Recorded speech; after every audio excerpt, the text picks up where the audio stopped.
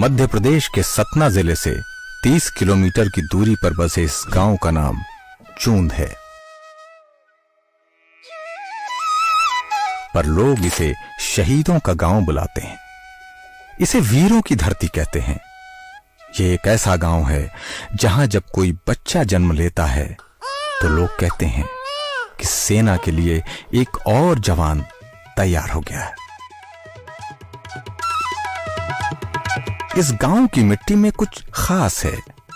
इस मिट्टी में एक अद्भुत शक्ति है जो योद्धाओं को जन्म देती है। विश्व युद्ध से लेकर कारगिल वॉर और आज भी सरहद पर चूंद की मिट्टी दुश्मनों के लिए दीवार बनकर डटी हुई है। यहां रहने वाले लोगों में देश प्रेम कूट कूट कर भरा हुआ है और उन्हें अपनी मिट्टी पर गर्व है। इन हंसते हुए चेहरों के पीछे एक दर्द भी है। कुछ शिकायतें हैं, कई अरमान हैं और थोड़ी निराशा भी है। मगर इन चेहरों में राष्ट्रभक्ति, वीरता, त्याग और बलिदान का भाव भी है, क्योंकि ये चूंद है जहां लगभग हर घर से एक जवान देश की रक्षा के लिए सरहद पर तैनात है। यहां कई ऐसे परिवार हैं जिनकी तीनों पीढ़ियों ने अपना जीवन देश के प्रति समर्पित किया है और कई ऐसे भी लोग हैं जो अपने घर से पहली बार सेना में जाने के लिए चयनित हुए हैं। इस गांव के कई वीर जवानों ने देश के लिए शहादत दी है, जिनमें आतंकियों से मुठभेड़ में अमर होने वाले शहीद राइफलमैन समर बहादुर सिंह, कारगिल युद्ध में दुश्मनों से लोहा लेते हुए बलिदान देने वाले दो सगे भाई शहीद नायक कन्हैयालाल सिंह और शहीद नायक बाबूलाल सिंह का नाम हमेशा आने वाली युवा पीढ़ी में देश प्रेम की लौ को जलाए रखता है। यह बात मई 1998 की है, जब कारगिल में आतंकियों के हमले का जवाब देते हुए राजपूताना राइफल्स के कन्हैयालाल सिंह ने जम्मू कश्मीर के पुंछ में देश की रक्षा करते हुए अपने प्राणों की आहुति दे दी थी। उनके शहीद होने के दुख से यह गांव उबरा भी नहीं था कि अक्टूबर 2000 में उनके सगे भाई बाबूलाल सिंह भी जम्मू कश्मीर के डोडा सेक्टर में शहीद हो गए। देश के नाम दो बेटों को समर्पित करने के बाद भी चूंद की इस धरती में जन्मे तीसरे भाई चंद्रराज सिंह ने अपना जीवन सेना के नाम कर दिया और शहीद कन्हैयालाल के बेटे विनय प्रताप भी अपने पिता की तरह सेना में शामिल हो गए। यह शहीद बाबूलाल सिंह का घर है। इस घर में आज वो सब कुछ है जो इस शहीद की गाथा सुनाता है, चाहे वो शहीद को मिले सम्मान हो या घर के दरवाजे पर लिखा हुआ उनका नाम। अगर कुछ नहीं है तो शहीद की पत्नी के मांग का सिंदूर। मगर उन्हें इस बात का कोई अफसोस नहीं है, बल्कि उन्हें गर्व है कि उनका सुहाग इस देश के काम आ सका। लेकिन सवाल यह है कि क्या ये तमाम सरकारें, ये समाज और ये तथाकथित मीडिया इनके काम आ सके? इसका जवाब इनकी चुप्पी साफ साफ दे रही है। इतना त्याग करने वाली इस शहीद की पत्नी की सिर्फ एक ही शिकायत है कि इनके घर तक जाने वाली सड़क आज भी कच्ची है। यह कच्ची सड़क सिर्फ शहीद के घर का पता ही नहीं बताती, बल्कि इस गांव की दुर्दशा की भी गवाही देती है। यहां शहीदों के सम्मान में बने शहीद स्मारक तक जाने वाली सड़क भी बताती है कि इस गांव को इसके त्याग के बदले क्या मिला। इस गांव की सड़कें भले ही कच्ची हैं, मगर चूंद वासियों के हौसले इन परिस्थितियों में भी बुलंद हैं। मैं तो अपने आप इतना घमंड करता हूँ, फौजी हूँ मैं। चाहे 10 आदमी सिविल का बैठा हो, चाहे पुलिस का बैठा हो, चाहे किसी विभाग का बैठा हो, नहीं मानता हूँ हमसे अच्छा हो। और आज अगर वर्दी लगा के फौजी आदमी है, 10 पुलिस का आदमी तो भारी पड़ता आज भी। ये जो पैर में क्या हुआ, तो हादसे की वजह से हुआ? एक्सीडेंट से हुआ है ये सेना के हाँ। बाद? सेना के बाद? नहीं, सेना में एक्सीडेंट से हुआ है। कैसे, मतलब कुछ? ये ब्लास्ट हुआ था माइन से। अब माइन समझते हैं? माइन समझते हैं। हाँ, माइन वो पाँव लग जाता है। माइन 3 प्रकार के होते हैं। एक 50 kg वजन रखने फटता है, और एक कुंटल से ऊपर होता है, एक जो होता टनों के सामने पड़ता है, जो टंकों में लगता है। जी, ये कब हुआ था आपके साथ? आप कहाँ पे ड्यूटी कर रहे थे उस दौरान? पुंछ में था। पुंज में ही हुआ, मतलब आपके रिटायरमेंट से कुछ साल पहले ही। हाँ, तो आपको तब कैसा महसूस हुआ? आपको तब भी लग रहा था कि चलो देश के लिए? हमको नहीं, जब युद्ध होता तो हमारे कुछ नहीं दिखता, केवल युद्ध दिखता है। न घर, न परिवार, न भाई, न बहन, कुछ नहीं दिखता है। बगल वाला साथी और देश की सुरक्षा, उस समय को दो चीज देखता है। न कहिए 100-200 चिंता करते होंगे, लेकिन ऐसा नहीं होता है। और आप जिस गांव से नाता रखते हैं वहाँ का तो इतिहास ही रहा है शौर्यता का। हमारे गांव के इतिहास तो यहाँ के जापान जर्मन का विश्व युद्ध हुआ तब तक हमारे गांव के थे, उसमें हमारे गांव के थे। लड़ाई थे, लड़ाई दारू के बाप, उसी युद्ध में थे वो। जब जापान से युद्ध जब विश्व युद्ध हुआ है, विश्व युद्ध, हाँ, प्रथम विश्व युद्ध, प्रथम विश्व युद्ध में जापान जर्मन का जब युद्ध हुआ है, जो इस समय चला था, उस समय हमारे गांव के आदमी थे। और आपको कैसा लगता है कि आप इस गांव से नाता रखते हैं? गांव तो हमारा एक ऐसा है कि हमारे गांव के बस्ती की शुरुआत बहुत पहले इधर गुजरा गांव है, लेकिन हमारा गांव बहुत पीछे का है, अब बहुत आगे निकल गया है उस हिसाब से। और सब ये वीरभूमि, हम लोग बाहर के लोग तो, हम लोग तो मतलब अपने नाम क्या बोले हम, क्योंकि बाहर के लोग आज भी वीरभूमि बोलते हैं, वीरभूमि भाई, इसमें कोई शक नहीं है। जंग में अपना एक पैर गंवाने के बाद भी अमर बहादुर सिंह अपने हौसले के दम पर खड़े हैं, और इनकी तरह इस गांव के कई ऐसे पूर्व सैनिक हैं जिन्होंने जंग लड़ते हुए अपने शरीर के अंग खो दिए, मगर उसे कभी अपनी कमजोरी नहीं बनने दिया। पता है क्यों? क्योंकि ये चोंद है। ये है सेवानिवृत्त नायक महानंद सिंह। कारगिल युद्ध के दौरान इनके पैर में ग्रेनेड के छर्रे धंस गए थे, और जंग में इन्होंने भी अपना एक पैर खो दिया था। इनके पिता बेनी बहादुर सिंह रीवा राज घराने की आर्मी में सेनापति थे, और इनके बेटे नीलेश सिंह भी सेना में शामिल हुए थे। चोंद गांव का इतिहास उतना ही पुराना है जितना कि रीवा साम्राज्य। जानकार बताते हैं कि रीवा स्टेट की रिश्तेदारी उत्तर प्रदेश के बक्सर तक थी, और बक्सर के नजदीक बसा था सोमवंशी क्षत्रियों का गांव प्रतापगढ़। रीवा स्टेट के राजाओं ने यह महसूस किया कि सोमवंशी ठाकुरों में गजब का साहस है, इसीलिए इन साहसी क्षत्रियों को रीवा स्टेट की सुरक्षा की जिम्मेदारी सौंपी गई। इन्हें पन्ना और रीवा की सरहद जैतवारा में बसाया गया, लेकिन इन क्षत्रियों ने चोंद में रहने का फैसला एक जंगली खरगोश के साहस को भांपने के बाद किया। पहले हमारे पूर्वज लोग, जो कि इस समय बुजुर्ग हैं, वो बताते हैं कि मैं प्रतापगढ़ से हमारे पूर्वज आए थे और 3 भाई थे, तो एक कोठरा में और एक जो है हाटी में और एक चून में। तो हमारे पूर्वजों ने कुछ दूर पहले झरी में रुके। झरी में रुकने के बाद वहाँ क्या किया कि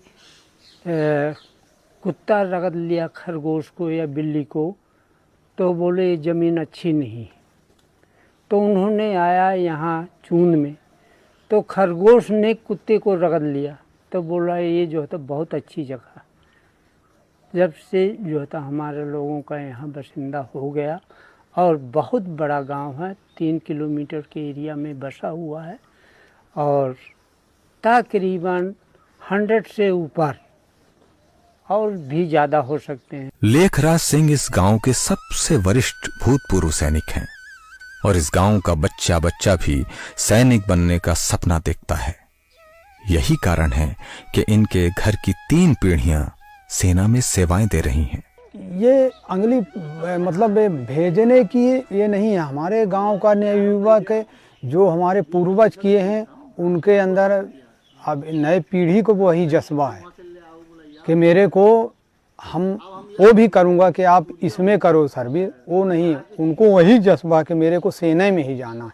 वो खुद से ही सेना खुद के आप सुबह कभी समय निकाल के आइए, और मेरे घर के सामने शहीद स्मारक बना हुआ है, आप देखिए कि 50 लड़के सुबह मतलब दौड़ भाग ईम कसरत करते हैं सुबह शाम दोनों टाइम।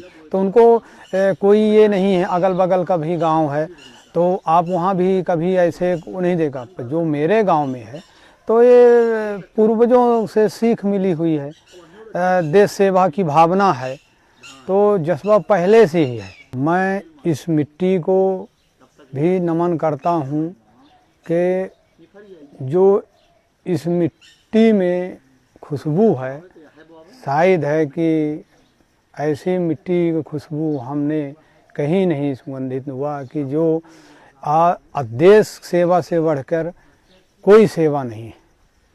सबसे पहले देश सेवा, फिर अपना है जो परिवार है वो।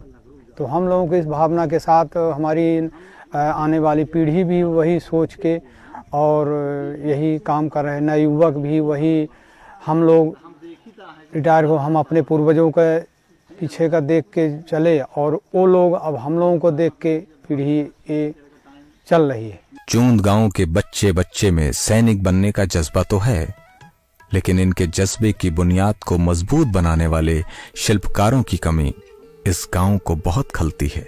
गांव में एक हायर सेकेंडरी स्कूल है जहां कई क्लासरूम हैं, अच्छा मैदान है, पढ़ने के लिए बच्चे हैं, मगर पढ़ाने वाला कोई नहीं है।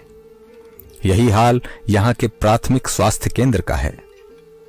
यहां इमारत तो है, मरीज भी हैं, मगर डॉक्टर नहीं है। हमारा गांव चूंद पूरे प्रदेश और देश में फौजियों के गांव के नाम से जाना जाता है। यहाँ के हर युवा का सपना देश में सेना में भर्ती होकर देश की सेवा करना होता है। पढ़ाई टाइम से ही लोग पहला अपना लक्ष्य निर्धारित कर लेते हैं कि हमको फौज में जाना है, और ऐसा लोग 10वीं 12वीं पास करके फौज की तैयारी करना चालू कर देते हैं। लगभग 300 लोग यहाँ सेना की सेवा दे चुके और लगभग 200 से 250 लोग आज भी सेना में यहाँ कार्यरत हैं। हर घर में 1-2 फौजी आपको मिलेंगे, और यदि आप देखेंगे कि तो 3 पीढ़ी से में कोई एक पीढ़ी सेना में मिलेगी, या तो बाबा रहा होगा, या पिताजी रहे होंगे, या बेटा स्वयं है। तो हमको ऐसे गाँव पर गर्व होता है। और यहाँ के लोग आज नहीं, वो चाहे 62 का युद्ध हो, चाहे 65 का हो, भारत चीन का युद्ध हो, भारत पाकिस्तान का युद्ध हो, सब युद्धों में यहाँ के लोगों ने भूमिका निभाई है। और जब सैनिक भर्ती होता है तो भर्ती होते ही यहाँ की एक और परंपरा नई बनी है कि भर्ती होते ही जो है वो बिरसिंहपुर में गैवीनाथ भंडारा में दंड परिक्रमा करते हुए लोग जाते हैं। और जब सेना से रिटायर्ड होते हैं तो भी एक कार्यक्रम गैवीनाथ, मतलब जितना लोगों का यहाँ सपना है, ऐसा लोग मानते हैं कि गैवीनाथ ही पूरा करेंगे उसको। बिरसिंहपुर 10 किलोमीटर की दूरी है उसकी। ऐसे गांव पर हम सबको गर्व है जहां 8 से 10 लोग शहीद हों। 2 सगे भाई शहीद कन्हैया लाल और बाबूलाल सिंह, और उनका एक छोटा भाई भी अभी सेना से रिटायर्ड हुआ है, बेटा भी सेना में सेवा दे रहा है। ऐसे गांव पर हमको फक्र है। लेकिन यहाँ पर एक थोड़ा अफसोस भी है लोगों को, दर्द भी है गांव के लोगों को। वो ये है कि यहाँ पर भवन है, प्राथमिक स्वास्थ्य केंद्र बना है, मगर डॉक्टर नहीं है। विद्यालय हायर सेकेंडरी तक है, मगर वहाँ एक भी शिक्षक नहीं है। इसलिए गांव के लोगों को इस बात का दर्द होता है कि 15 अगस्त 26 जनवरी को ही लोग हमारे पास जानने और हमारा हालचाल लेने आते हैं, और इसके पहले कोई हमारी बातों का ध्यान नहीं देता। तो हम सब गांव के लोग अभी पिछले कुछ 2 वर्षों से ये भी मांग कर रहे हैं कि जो शहीद सगे भाई शहीद कन्हैया लाल और बाबूलाल सिंह हैं, उनके नाम पर गांव के हायर सेकेंडरी विद्यालय का नाम करके एक सम्मान दिया जाए। और सरकार की भी मंशा है, पर पता नहीं किन कारणों से सतना कलेक्ट्रेट में वो फाइल पेंडिंग पड़ी है। हम सब लोग इस बात पे गौरव करते हैं कि हमारे परिवार के लोग सगे भाई कारगिल वार में शहीद हुए। इस बात का हमको विशेष गौरव है। शायद ही ऐसे कोई गांव होंगे और ऐसा कोई बलिदानी परिवार होगा कि जहां के 2-2 भाई बलिदान दिए हों। तो सरकार को ऐसे शहीदी गांव और सैनिक गांव, भाषणों में तो वीर भूमि शहीद भूमि के नाम से लोग सम्मान करते हैं, लेकिन उनकी प्राथमिकता को भी सरकार को पहल करनी पड़ेगी और प्राथमिकता देनी पड़ेगी उनकी ज़रूरत को। ये गांव के लोगों का दर्द रहता है। जब भी आप जैसे लोग कोई आते हैं तो लोग इस बात की मांग करते ही हैं कि हमारी सुविधाओं का भी ख्याल रखें। बस मैं यही कहना चाहता हूं। गांव में शिक्षा, स्वास्थ्य और मूलभूत जरूरतों को पाना एक चुनौती तो है, लेकिन ये चुनौतियां उन चूंद वासियों के लिए कुछ भी नहीं है जिन्होंने अपनी जान की परवाह किए बगैर बीहड़ों, जंगलों और बर्फीले तूफानों के बीच दुश्मनों को चुनौती दी है। तो केवल और केवल ये अनुभव होता है कि मैं लड़ाई लड़ रहा हूँ, डर नाम की चीज़ नहीं होती। वहाँ लड़ाई लड़ रहा हूँ, मेरे को टारगेट अचीव करना है। बहुत एक सिंपल बात है कि हमारा टोटल एम होता है the quantum of ammunition required to be delivered on a target to achieve the specified percentage of casualty. यहाँ के आने वाली जनरेशन से क्या उम्मीदें लगाते हैं? मैं आने वाली जनरेशन से यही कहूँगा कि जिसको मौका मिले पूरे दिल से लगन से आर्मी ज्वाइन करे। आर्मी एक बहुत अच्छी जगह है देखने के लिए। लोग बोलते हैं कि आर्मी मेहनत बहुत है, मेहनत करने से शरीर भी बनता है और आपकी लाइफ भी सिक्योर होती है। समरजीत सिंह की बातें किसी भी युवा के दिल में जोश भरने के लिए काफी हैं, मगर इन पूर्व सैनिकों की बातों को शासन और प्रशासन हमेशा अनसुना कर देता है। इनकी शिकायत भी यही है कि इन गांव वालों की नेता तभी सुध लेते हैं जब 26 जनवरी या 15 अगस्त का दिन आता है। नेता अपनी लग्जरी गाड़ी से इन्हीं कच्ची सड़कों को रौंदते हुए उसी बिना शिक्षकों के स्कूल और बगैर डॉक्टर के चल रहे स्वास्थ्य केंद्र के सामने बने शहीद स्मारक में इन्हीं की वीर गाथा इन्हीं को सुनाने आते हैं, मगर इनकी शिकायतें नहीं सुनते। हमारे गांव में कोई भी विकास नहीं है। जिस तरह से हमारे गांव में सेना है, सेना की मतलब रिटायरमेंट है, आर्म सर्विस है, उस तरह से जो शहीदी गांव है, लेकिन यहाँ कोई उस तरह का विकास नहीं है। कोई यहाँ पर मतलब ना ऐसा फैसिलिटीज है। हॉस्पिटल बनी है, वहाँ डॉक्टर नहीं है, कुछ भी नहीं है। स्कूल है, हायर सेकेंडरी स्कूल है, लेकिन वहाँ टीचर नहीं है। कोई किसी प्रकार की सुविधा यहाँ इस गांव में हमारे नहीं है। इन तमाम मूलभूत जरूरतों के अभाव के बाद भी चूंद ने देश को सैनिक से लेकर सैन्य अफसर दिए हैं और नई पीढ़ी भी चूंद की इस परंपरा को निस्वार्थ कायम रखे हुए है। गांव के 2 लड़कों ने इसी साल अग्निपथ योजना का रिटन टेस्ट पास किया है और बाकियों ने अपनी तैयारी जारी रखी हुई है। सड़क, स्वास्थ्य, शिक्षा और पानी जैसी तमाम समस्याओं का सामना करने के बावजूद भी चूंद की मिट्टी ने हमेशा देश को कुछ देना ही सिखाया है। लेकिन सवाल यह है कि इस त्याग के बदले हमने चूंद को क्या दिया? देना तो छोड़िए, क्या हमने इनकी परेशानियों को जरा सा भी सुना? अगर सुना होता तो एक शहीद की पत्नी ये कहकर मुंह न मोड़ती कि तुम जैसे कई आए, बहुत बोल चुकी, अब बोलने को कुछ बाकी नहीं है। अब वक्त आ गया है कि हम चूंद का कर्ज अदा करें, इनकी बातों को सुनें, इनके दर्द को समझें और इनकी आवाज को उन तक पहुंचाने का काम करें जिन्होंने चूंद को सुनकर भी अनसुना कर दिया।